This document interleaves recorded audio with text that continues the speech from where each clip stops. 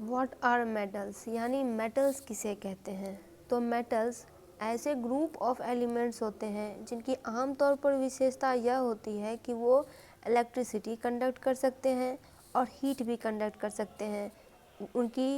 वो मेलिएबल होते हैं, यानी उनके पास मेलिएबिलिटी नामक प्रॉपर्टी होती है, डक्टिलिटी नामक प्रॉपर्टी होती है और वो दिखने में एकदम शाइनी करते हैं।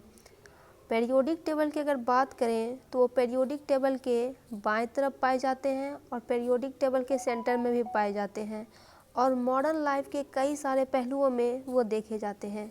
कंस्ट्रक्शन से लेकर मैन्युफैक्चरिंग तक और मेडिसिन तक मेटल का यूज होता है। अब इसके की कैरेक्टरिस्टिक्स की अगर बात करें तो पहला है कंडक्टिविटी। तो मेटल्स जो है एक्सीलेंट कंडक्टर होते हैं हीट और इलेक्ट्रिसिटी के, कि इनसे हीट और इलेक्ट्रिसिटी पास कर सकती है। दूसरा होता है मेलिएबिलिटी और डक्टिलिटी।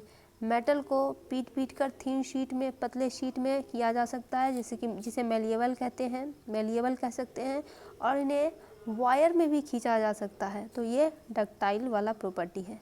फिर होता है लस्टर। तो मेटल की जो अपीयरेंस होती है, यानी दिखने में मेटल शाइन करता है, तो ये जब इसे पॉलिश किया जाता है तो इस प्रॉपर्टी को लस्टर कहते हैं। फिर बात करते हैं डेंसिटी की। इसकी डेंसिटी हाई होती है, इसलिए they are heavy for their size.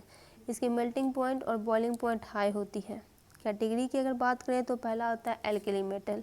ये बहुत ज़्यादा रिएक्टिव मेटल होते हैं, यानी बहुत जल्दी रिएक्ट कर जाते हैं और पीरियोडिक टेबल के ग्रुप नंबर 1 में पाए जाते हैं, जैसे कि सोडियम और पोटासियम। दूसरा होता है अल्कलाइन अर्थ मेटल। ये जो है थोड़े कम रिएक्टिव होते हैं, ग्रुप नंबर 2 में पाए जाते हैं। हो गया कैल्शियम मैग्नीशियम। फिर होता है ट्रांजिशन मेटल। ग्रुप नंबर 3 से लेकर 12 में जो पाया जाता है मेटल, उसे ट्रांजिशन मेटल कहते हैं और इनकी क्षमता क्या होती है कि ये कलरफुल कंपाउंड बनाते हैं। इनके ऑक्सीडेशन स्टेट भी अलग अलग होते हैं, जैसे कि आयरन, कॉपर और गोल्ड हो गया। एक और कैटेगरी है पोस्ट ट्रांजिशन मेटल की। मेटल्स जो कि सॉफ्टवेयर होते हैं, हार्ड नहीं होते हैं, सॉफ्ट होते हैं और जो उनकी मेल्टिंग पॉइंट भी कम होती है, जैसे कि aluminium, lead, tin. Common use की बात करें तो कंस्ट्रक्शन में, यानी निर्माण में इसका यूज होता है। स्टील का, एल्युमिनियम का, इन सब का स्ट्रक्चर बनाने में, ब्रिजेस बनाने में, व्हीकल बनाने में यूज होता है। फिर है इलेक्ट्रॉनिक्स, जैसे कि कॉपर और गोल्ड हो गया। इसका वायरिंग में यूज किया जाता है क्योंकि ये कंडक्टिविटी कर सकते हैं। ज्वेलरी में भी गोल्ड, सिल्वर, प्लेटिनम का यूज होता है। मशीनरी की बात करें तो इसमें आयरन और टाइटेनियम का यूज होता है, क्योंकि बहुत सारे टूल्स को बनाने में इन सब मेटल्स का यूज किया जाता है।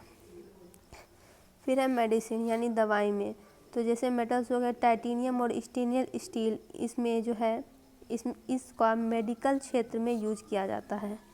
अब एग्जांपल की अगर बात करें